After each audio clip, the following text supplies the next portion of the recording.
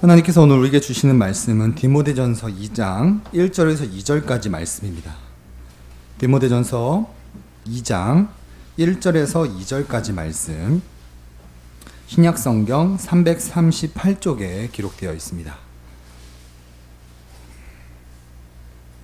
디모데전서 2장 1절에서 2절까지 말씀, 신약성경 338쪽에 기록되어 있습니다. 우리 두 절인 관계로 우리 함께 말씀을 읽겠습니다. 그러므로 내가 첫째로 권하노니 모든 사람을 위하여 간구와 기도와 도고와 감사를 하되 임금들과 높은 지위에 있는 모든 사람을 위하여 하라. 이는 우리가 모든 경건과 단정함으로 고요하고 평안한 생활을 하려 함이라. 아멘. 오늘날 대한민국 안에는 수많은 갈등들이 존재하고 있습니다. 세대 간의 갈등, 젠더 간의 갈등, 그리고 무엇보다 심각한 것이 정치 간의 갈등입니다. 저희 교수님은 이런 현상을 정치에 중독되었다라는 표현을 사용하셨습니다. 마치 게임에 중독되듯이, 마약에 중독되듯이 정치에 중독되어서 마치 그것이 진리인 것처럼 살아가는 사람들이 참 많죠. 그리고 이런 모습들은 교회 안에서도 심심치 않게 발견되고 있습니다. 제가 서 있는 이 강대상에서는 오직 하나님의 말씀만을 선포하고 하나님의 영광만을 드러내야 되지만, 많은 목사들이 이곳에서 정치 발언을 하고 그것을 쫓아가는 교회들도 참 많습니다. 이것이 굉장히 잘못된 것인데, 이것이 신앙 고백을 알지 못하다 보니까 무엇이 잘못되었는지 모르는 경우가 참 많습니다. 그래서 오늘 이 시간 웨스트민스터 신앙고백서 제23장 국가와 위정자 파트를 함께 살펴보면서 우리의 소망교회는 이런 정치 이념이 아니라 온 세상을 통치하시는 하나님의 주권을 바라보는 교회가 되었으면 좋겠고, 정치 이념을 가지고 편가르는 것이 아니라 어떤 진영이 정권을 잡든지 그들의 권세를 인정하고 오히려 그들을 위해 기도하는 정말 성숙한 교회로 자라갔으면 좋겠습니다. 자, 먼저 우리 1번 대지를 함께 읽어보겠습니다. 시작. 하나님께서 모든 권세를 세우셨습니다. 1, 2절을 제가 읽겠습니다. 그러므로 내가 첫째로 권하노니 모든 사람을 위하여 간구와 기도와 도고와 감사를 하되 임금들과 높은 지위에 있는 모든 사람을 위하여 하라. 이는 우리가 모든 경건과 단정함으로 고요하고 평안한 생활을 하려 함이라. 디모데 전서는 사도 바울이 디모데에게 목회를 어떻게 해야 되는가를 가르쳐주기 위해 기록한 목회 지침서입니다. 디모데가 온전한 교역자, 건강한 담임 목사가 될 수 있도록 어떻게 목회를 해야 되는지 이런 교훈을 담고 있는 것이 디모데의 전서이죠. 사도 바울은 그 첫 번째 교훈으로 디모데에게 국가와 위정자를 위해 기도해야 된다라는 권면을 하고 있습니다. 사도 바울은 왜 수많은 권면 중에서 국가와 위정자를 위해 기도해야 된다라는 교훈을 주고 있는 걸까요? 그 이유는 이 교리를 올바르게 알아야만 우리가 이 세상에서 신학적으로도 또한 현실적으로도 건강한 교회, 균형 잡힌 교회를 세워갈 수 있기 때문입니다. 로마서 13장 말씀을 보시면 각 사람은 위에 있는 권세들에게 복종하라. 권세는 하나님으로부터 나지 않음이 없나니 모든 권세는 다 하나님께서 정하신 바라. 그러므로 권세를 거스르는 자는 하나님의 명을 거스름이니 거스르는 자들은 심판을 자취하리라. 하나님은 각 사람 위에 대통령, 국회의원, 판사, 검사, 경찰들과 같은 위정자들을 세우셔서 법을 만들고 법을 제정하면서 이 세상을 운행해 가십니다.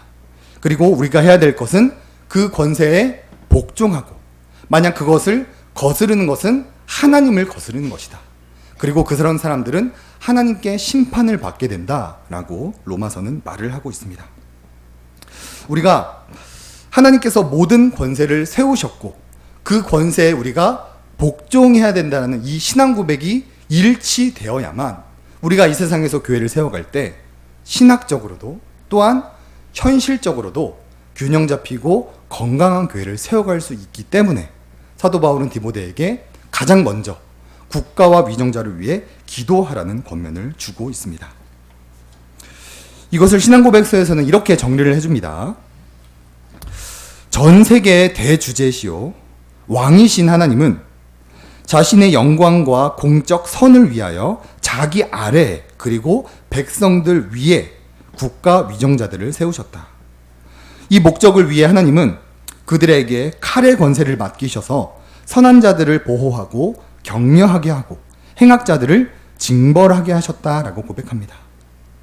우리가 이 세상에서 교회를 정말 건강하고 균형 있게 세워가기 위해선 이 신앙 고백의 일치를 우리가 이루어야 합니다. 현 정부도 하나님께서 세우신 것이고요. 전 정부도 하나님께서 세우셨습니다.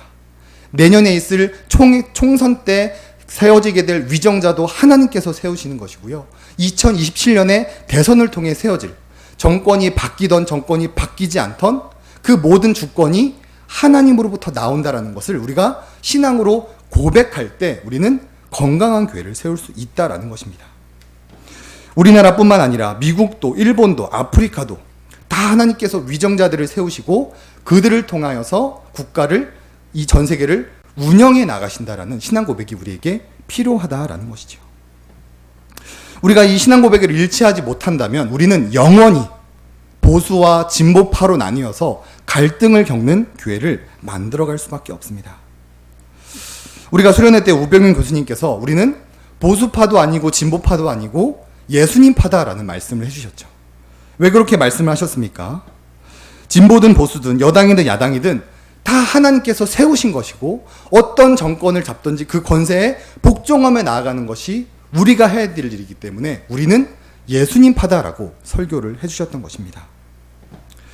다윗으로 예를 들어보면 다윗이 사울을 피해 이 엔게디 광야라는 어떤 동굴에 숨어 있게 됩니다.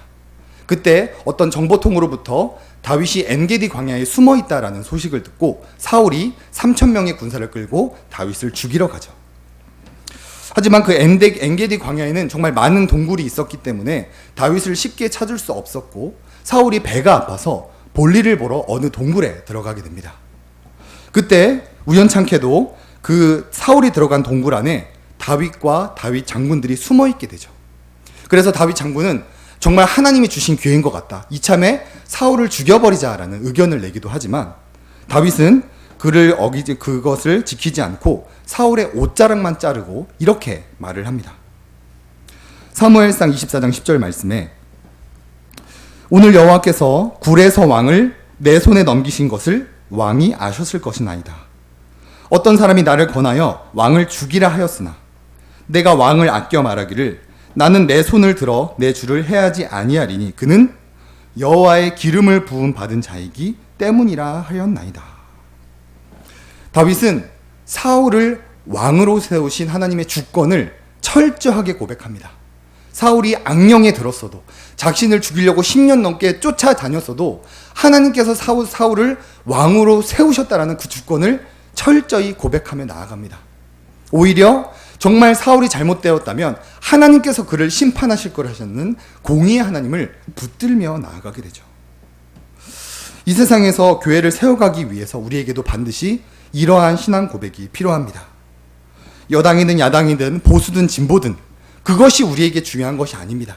그것은 이 세상에서 살아가는 세상 사람들에게만 중요한 것이고 우리는 이미 천국 백성으로서 하늘의 법을 믿고 따르는 존재들로서 그것이 중요한 것이 아니라 어떤 정권이든지 하나님께서 세우셨고 그 정권을 통해 하나님께서 이 땅을 다스리고 계시다는 이 신앙 고백이 우리에게 일치되지 않는다면 우리는 영원히 갈등을 겪는 편가르기를 하는 교회가 되어버릴 것입니다. 우리 로마서 13장 말씀 함께 다시 읽어볼까요? 시작. 각 사람은 위에 있는 권세들에게 모든 권세는 다 하나님께서 정하신 바라. 그러므로 권세를 거스르는 자는 하나님의 명을 거스름이니 거스르는 자들은 심판을 자취하리라. 아멘. 사도 바울은 디모데에게 왜 첫 번째 교훈으로 국가와 위정자를 위해 기도하라고 권면하였을까요? 하나님께서 그들을 세우셨기 때문에 그들에게 복종하는 것이 우리가 해야 될 의무이기 때문에 만약 그들의 권세를 무시하면 하나님의 명을 어기고 하나님에게 심판을 받기 때문에 사도 바울은 디모데에게 가장 먼저 국가와 위정자를 위해 기도하라고 권면하고 있는 것입니다. 우리의 모습을 한번 되돌아보았으면 좋겠습니다. 우리는 성경 말씀대로, 우리가 고백했던 신앙 고백대로, 우리의 헌법대로 우리는 어떤 정권이 어떤 정부가 되었든 그 권세를 믿고 따르고 있습니까? 아니면 세상 사람들과 다르지 않게 정치에 중독이 되어서 편가르기를 하고 있습니까? 성경 구절 두 개만 더 찾아보겠습니다. 우리 다니엘서 4장 25절 하반절을 함께 읽어보겠습니다. 시작. 그때 지극히 높으신 이가 사람의 나라를 다스리시며 자기의 뜻대로 그것을 누구에게든지 주시는 줄을 아시니이다. 하나님은 사람의 나라를 다스리십니다. 그런데 직접 다스리는 것이 아니라 대리 통치자를 세워서 그들에게 권세를 주셔서 이 세상을 다스리십니다. 그런데 여기서 말하는 왕은 느부갓네살 왕입니다. 이스라엘을 멸망시켰던, 이스라엘을 괴롭혔던 그 느부갓네살 왕마저도 하나님께서 세우셨다라고 고백하고 있다는 거예요. 역대하 36장을 또 보시면 바사왕 고레스가 이같이 말하노니 하늘이신 여호와께서 세상 만국을 내게 주셨고 나에게 명령하여 유다 예루살렘의 성전을 건축하라 하셨나이다. 페르시아 제국의 왕이었던 고레스 왕 역시 하나님께서 주권을 주셨다. 하나님께서 나에게 명령을 하셨다. 하나님을 믿지 않는 자들까지 하나님은 그들에게 주권을 주셔서 이 세상을 다스린다라는 것이지요. 우리가 이 신앙 고백의 일치를 이루었으면 좋겠습니다. 현 정부가 마음에 들더라도, 현 정부가 마음에 들지 않더라도, 내년에 총선 때 어떠한 결과가 나오더라도 그것은 모두 하나님의 주권 안에서 이루어졌다라는 것을 우리가 인정하며 그 권세에 복종하며 나아갈 때 우리는 신학적으로도 또한 현실적으로도 건강한 교회를 세워갈 수 있다라는 것이죠. 저희 동기들 사이에서는 어느 교회 목사가 정치적인 발언을 해서 교회가 무너졌다, 청년들이 100명이 떠났다, 청년들이 200명 떠났다, 이런 이야기를 실시간으로 전해 듣고 있습니다. 교회는 이 땅에서 살아가고 있지만 하늘의 법을 따르는 존재들입니다. 성경에서 무엇이라고 말합니까? 하나님은 우파라고 말합니까? 좌파라고 말합니까? 그렇게 말하지 않습니다. 모든 권세들을 하나님께서 세우셨다라고 말하고 있습니다. 우리 사랑하는 예수만교회 성도님들은 각자만의 신앙의 색깔, 정치의 색깔이 있겠지만 그 정치 색깔보다 더 위에 계시는 그 하나님의 법을 따르고 그 법대로 교회를 세워가는 우리가 되었으면 좋겠습니다. 우리 2번을 함께 읽어볼까요? 시작.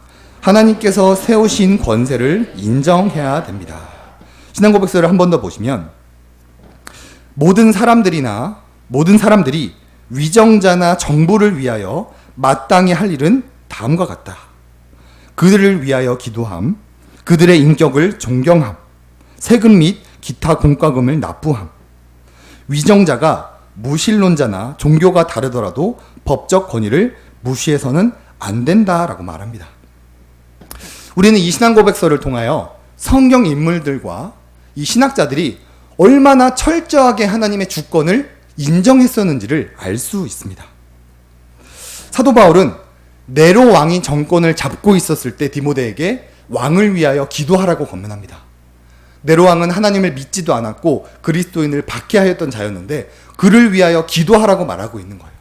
왜 그렇습니까? 그 네로 왕마저도 하나님께서 세우셨기 때문임을 알았기 때문인 거죠.